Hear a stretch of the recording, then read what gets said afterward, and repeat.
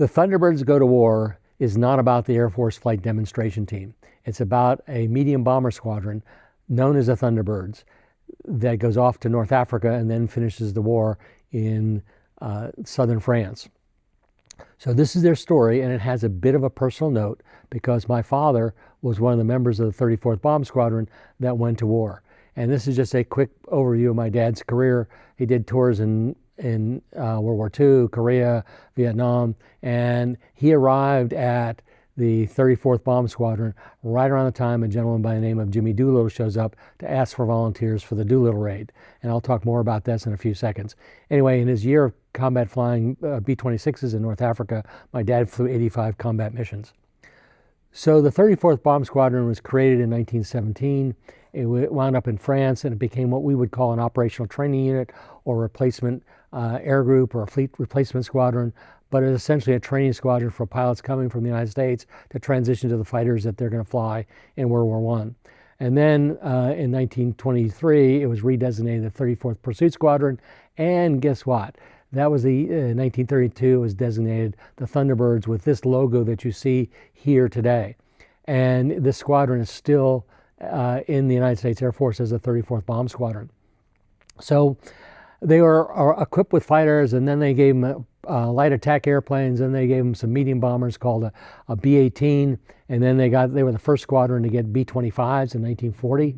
And when the war broke out, they were at McChord Air Force Base outside Seattle, Washington, and they were assigned to fly anti-submarine missions out over the Pacific to go look for Japanese submarines. Somebody decided that was not a good idea, so they flew their B-25s across the country to Columbia, South Carolina, where they did, guess what, the same thing. They were assigned to fly up and down the East Coast looking for German submarines.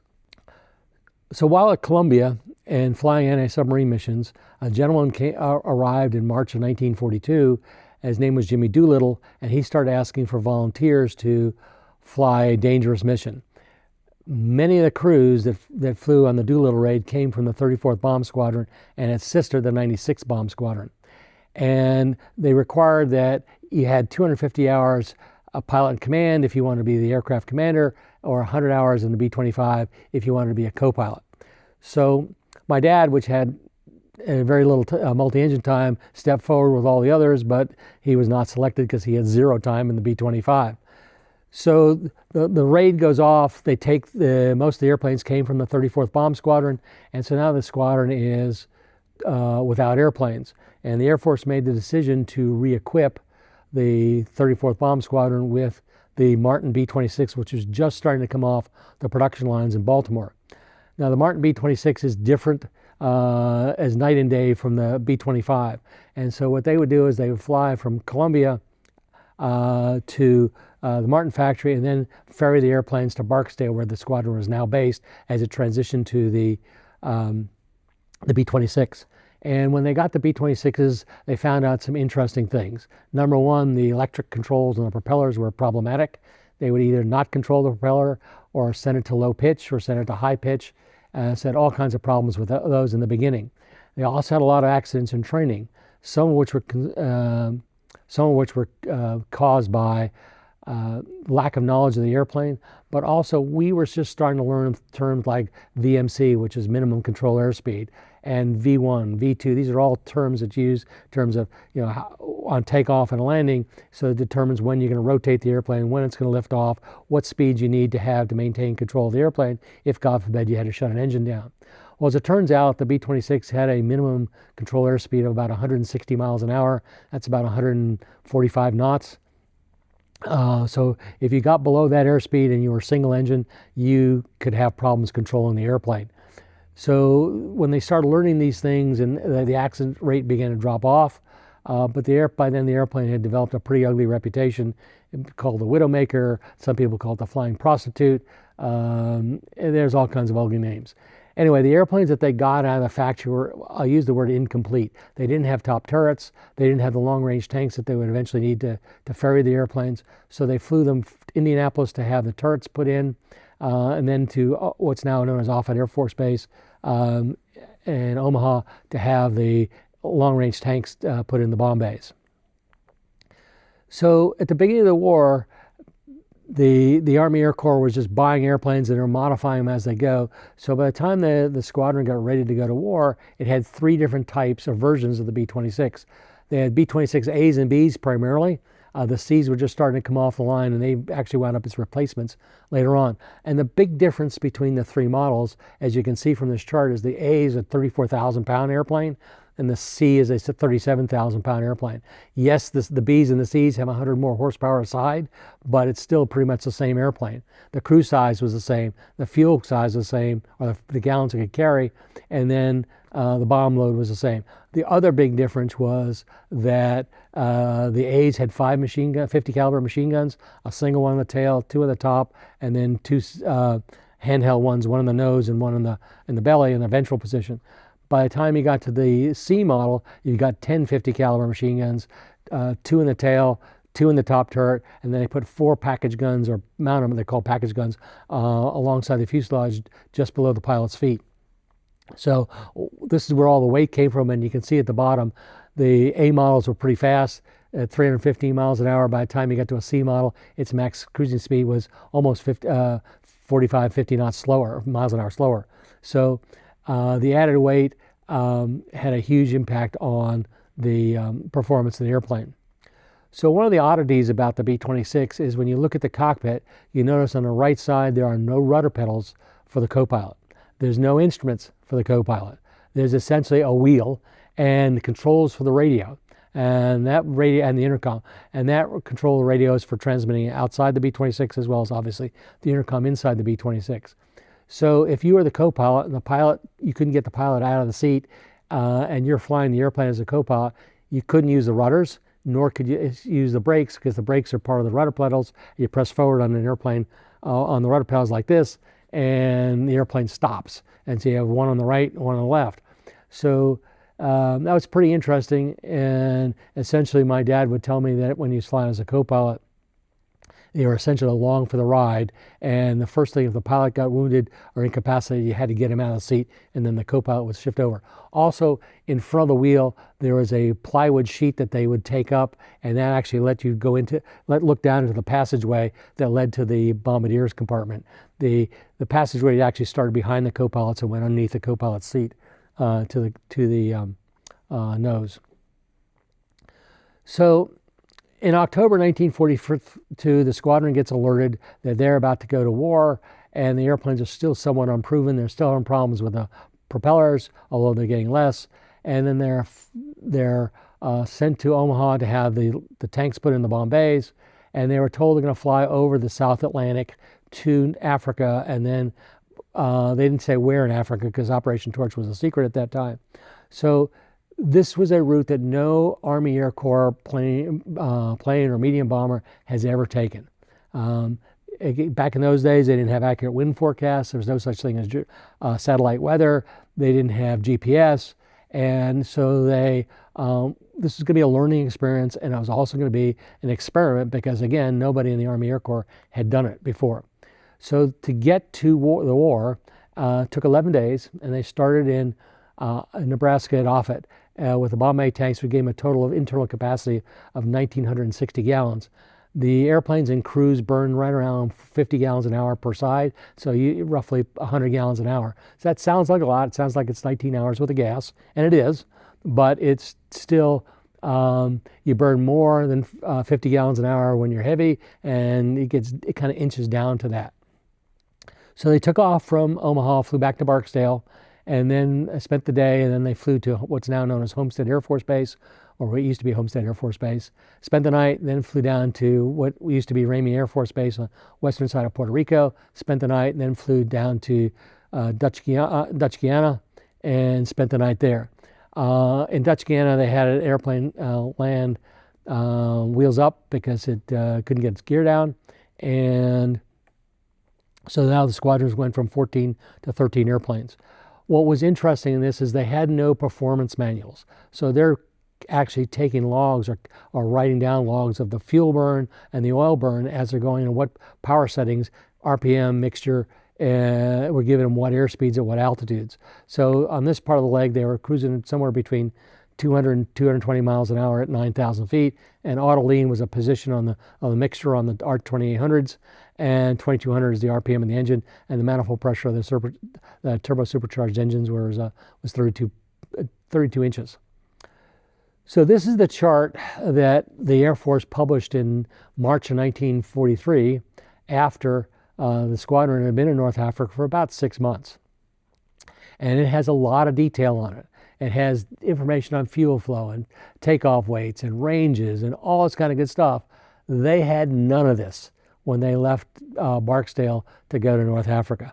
And like I said, I copied this right from the B-26 A, B, and C operating manual that my dad kept as a souvenir. And oh, by the way, this is labeled confidential.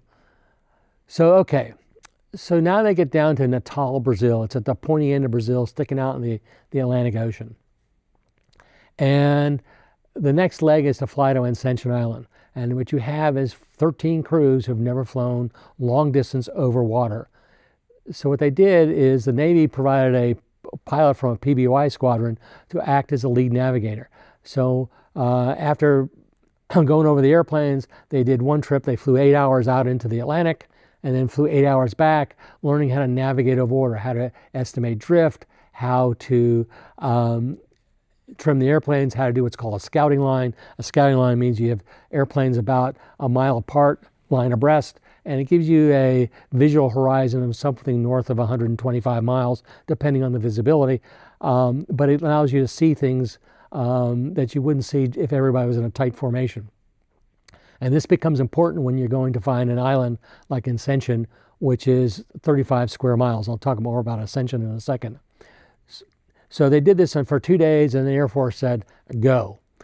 So understand is once they got about 700 miles from Natal, they were committed to go to Ascension. It's about 1,900 miles.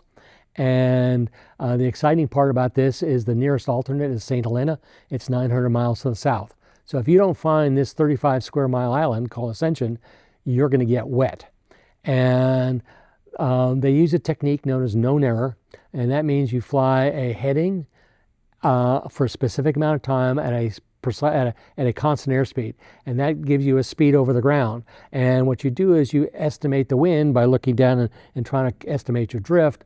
And then when you get to the point in space where you think you're supposed to be and what's there is not, then you know which direction to turn, because the prevailing winds in the South Atlantic are from southeast to northwest. So what they did is they knew they would be blown to the southwest, to the northwest, so they aimed for Ascension Island. When they didn't see the island, they turned south or southeast towards Ascension Island. And the nav aids at Ascension was an old radio range. It had a range of maybe 15, 20 miles, 30 miles on a good day. And again, they didn't pick it up. So they were headed southeast for about 15, 20 minutes.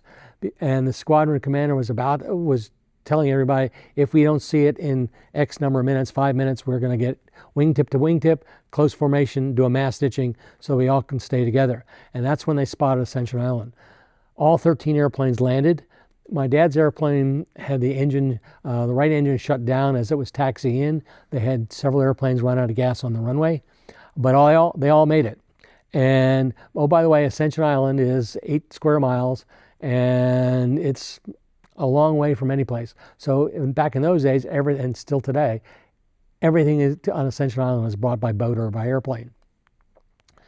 So the next leg, big long leg over water, was from Ascension to Accra and Ghana. And it's actually pretty easy. Essentially head north-northeast. Africa is kind of hard to miss. It's a shorter leg. It was only about 1,200 miles. And so they took off, and again, all 13 airplanes. Now, understand that they have the guns for the airplanes, but they're not mounted. They have no ammunition.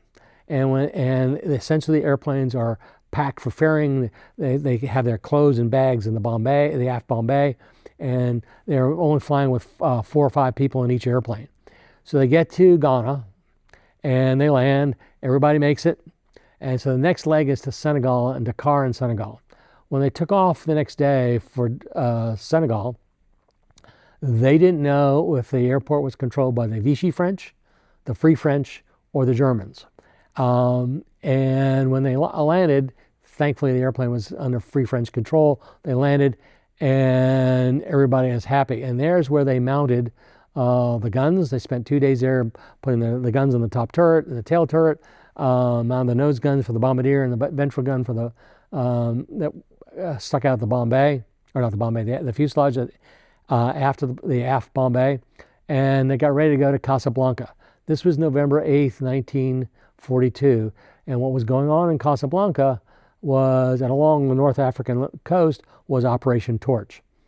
So they take off for Casablanca on the 2 days after Torch, on the 10th. They fly to Casablanca, they land in an airfield, and here they actually get ammunition for the guns. The next day they take off for their base, which is at a French airfield called Telegerma in Algeria. And it was a relatively short hop, but when they arrived, or the formation started to approach the airport and they made radio contact, they said, please hold to the west of the airport because we're in the midst of being bombed by the Germans. So welcome to the war. So this is the B-26A Bronco, named Bronco, that my dad flew from Barksdale, or from Offutt, all the way to Telegerma. Picture was taken after they had flew some missions, but you can see the airplane sitting on the hard stand, and it's basically hard-packed dirt. It's not concrete. And by this time in the war, and I don't have the date that the picture was taken, but the gunners were credited with 4 kills. So Jimmy Doolittle had an interesting relationship with the 34th Bomb Squadron, and it comes from the Doolittle raid. And so when he was the commanding general of the 12th Air Force, he would come down to wherever they were based, and he'd fly missions with them. And so on the left side, you see the big picture. There's Doolittle with the arrow, and he flew several missions as the strike leader or just as a co-pilot, but he would fly with them, and he did it 3 or 4 times. He also would come back to pin medals on people, and so there's a picture on the upper right of standing in formation. Doolittle's a short guy in the back. You have to use the arrow, and he's actually pinning air medals and DFCs on members of the 34th Bomb Squadron. I have this other picture because officer clubs are kind of important. It's a place to blow off steam. And this is the Oak Club. It was actually a glorified tent. You can see the Thunderbirds logo. And there for a nickel, you could get a 6-ounce Coke in a bottle. The other thing is that one of the things that they try to do is keep the crews together. And they were not able to do that because between colds and dysentery and other diseases and casualties, it was impossible to keep the crews together. So they tried to do as much as possible. But more often than not, you'd have 3 or 4 guys out of one crew being augmented by a couple other guys from another crew. So in North Africa, the 34th operated from 3 different bases. Telegerma, which was the first place. Sidrata, which was as the Allies moved east, was the second place. And then there was Najida, which was in Tunisia after the Germans surrendered. And it was there in late November of 43 that my dad was rotated out because he had spent his year in combat, and he had flown his last combat mission, which was number 85. So he comes back to the United States. So let me talk a little bit about the B-26 A and B. This is an A model. Its name is on the side as Coffin Coffin, and this airplane is actually in my dad's logbook. It's one of the ones he flew. And the reason it's somewhat famous is the first airplane to survive 50 combat missions. So it's an A model, and you're going from aft to front. That you have a tail gunner's position with the handheld 50, the top turret gunner had 2 50s in it. There's a pilot and co-pilot, and a bombardier navigator, and for missions over 8,000 feet, they carried a ventral gunner. The airplane had 2 bomb bays, and I'll talk about the torpedo in a second. But normally the bombardier navigator was an enlisted man, and in many cases he was the radio operator as well because they were trying to reduce weight. So the typical crews were 2 pilots, top turret gunner, a tail turret gunner, and the radio operator who would double as either the bombardier navigator or, if needed, the waist or ventral gunner. So when they got to North Africa, they started flying level bombing missions over Tunis to drop bombs on the German forces. And the fighters that were there didn't have the legs to fly with them all the way to target. Not only that, they were slower than the B-26As, or it was difficult for them to keep up, and they got a lot of airplanes shot down. So they decided that instead of just bombing Tunis and the German airfields around Tunis, they would turn the squadron into a bunch of torpedo bombers. So this is a picture of one of their airplanes with a Navy torpedo that weighs 2,300 pounds under the belly.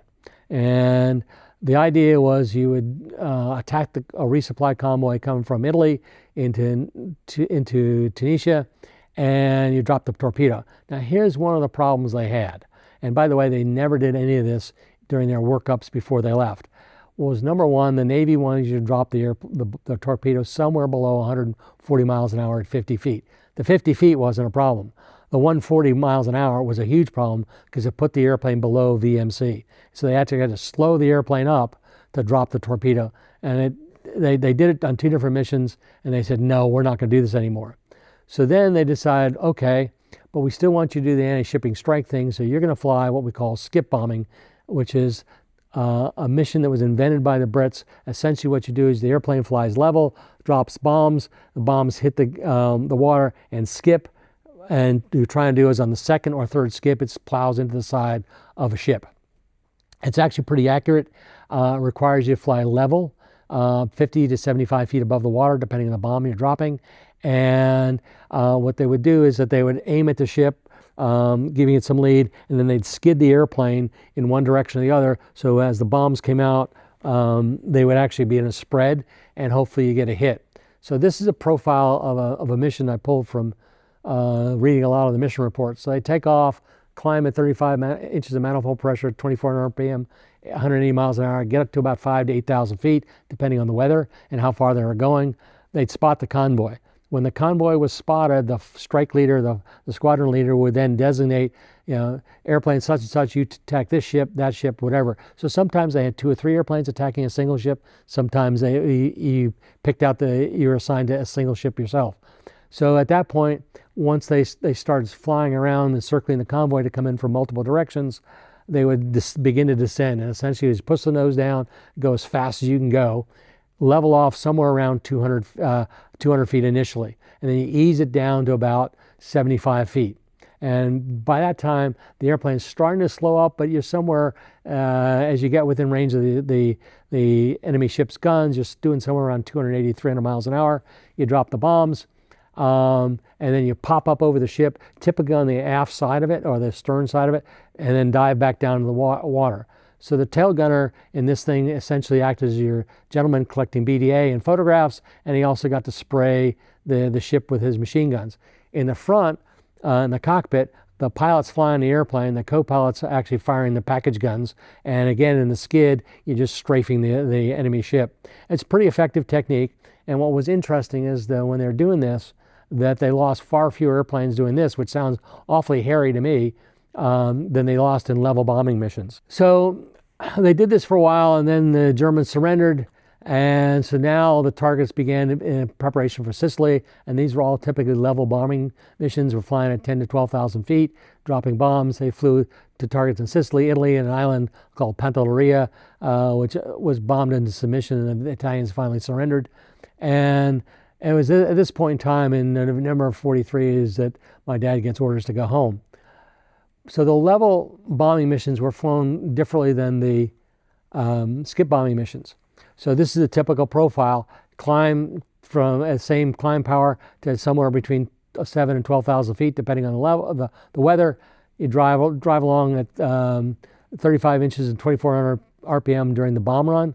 But what you did is you went as fast as the slowest airplane. So if you remember, the C models were a lot slower than the A's and B's.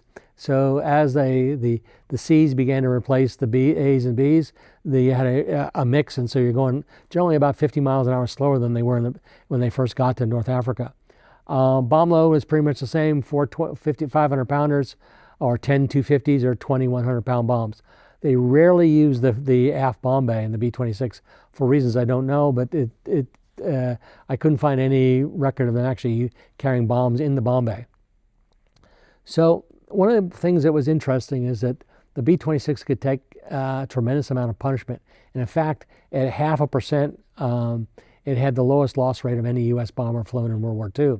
So these are two 34th Bomb Squadron B-26s coming home for missions. The one on the left, you can see he's got an engine feathered. The one on the right's got lots of flak damage, particularly on the aft end of the wing. You can see the flap is all shot to heck. Anyway, both these airplanes, returned to base and landed safely. So the narrative is that the B-26 had a higher accident rate than the B-25. But the reality is, over the course of the lifespan of the two airplanes, the B-25 had a higher accident rate.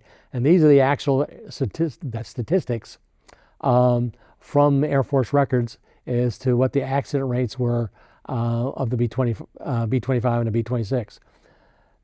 Production for the B-26, the Martin B-26, ended in 1944, primarily due to cost. As you can see here, it was $50,000 more than the B-25, and also was more difficult to build. So the Air Force started phasing the B-26s out before the end of the war. So there are only 7 Martin B-26s left in the world. This is where they all are. There's only one that's airworthy, and that's at Fantasy of Flight, and I don't think he flies it anymore. There are several in museums, and there's a couple being restored. And they're there for you to be enjoyed. It's a different looking airplane, and has an interesting history, and it was actually a pretty effective airplane. So thank you for watching. Please subscribe to my YouTube channel. If you have comments, please make them.